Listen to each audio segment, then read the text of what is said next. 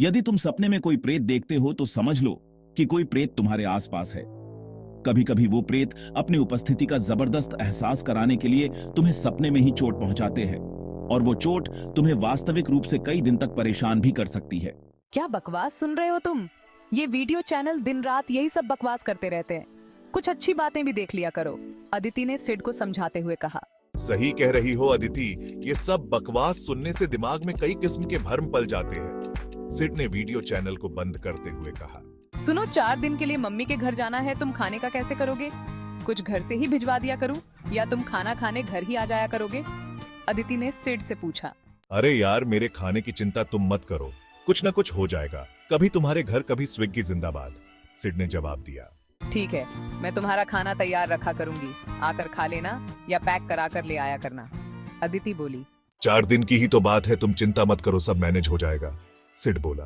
अगले दिन चारों ओर अंधकार को देखकर सिड का मन खाने को नहीं कर रहा था, लेकिन अदिति की जिद की वजह से उसे उसके घर 10 किलोमीटर दूर अपनी ससुराल में जाना ही पडीडी चाह रहा था।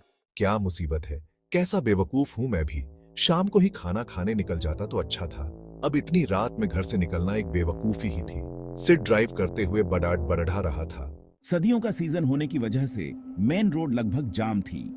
इस वजह से सिड ने बाईपास से ड्राइव करके ससुराल जाने की सोची थी, लेकिन अब अंधकार की वजह से उसे चिड़चिड़ाहट सी हो रही थी। तभी सामने रास्ते में एक बड्ढा सा पेड़ का तना पड्ढा देखकर उसकी चिड़चिड़ाहट और ज्यादा बढ़ गई। उसने कार रोककर तना हटाने का निर्णय लिया और कार रोक दी।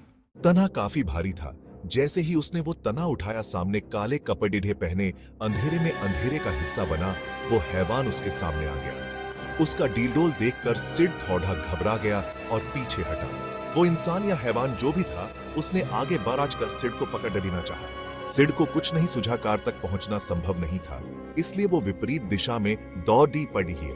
वो इंसान या हैवान जो भी था, अब सिड के पीछे दौड़ रहा था। रास्ता इतना खराब था कि सिड चाहकर भी तेज नहीं दौड़ पा रहा था। सिड ज्यादा देर न दौड़ सका। जल्दी ही उस हैवान ने सिड को पीछे से पकड़ लिया और उसकी विशाल भुजाएं सिड की छाती पर लिपट गई। उस हैवान की पकड़ा इतनी मजबूत थी, सिड उस पकड़ी से निकल नहीं पा रहा था। उस पकड़ी की वजह से सिड की छाती में भयानक दर्द हो रहा था और उसका दम घुट रहा था। दम घुटने के उन्हीं क्षणों में सिड की आंख खुल गई और उस भयानक सपने का अंत हो गया। सिड के चारों तरफ अंधकार था। सर्दी के मौसम में भी वो पसीने से तरबतर था, और सबसे खतरनाक बात, जहां उस हैवान की बाहें सिड की छाती पर कसी हुई थी, उस जगह अब भी असहनीय दर्द हो रहा था।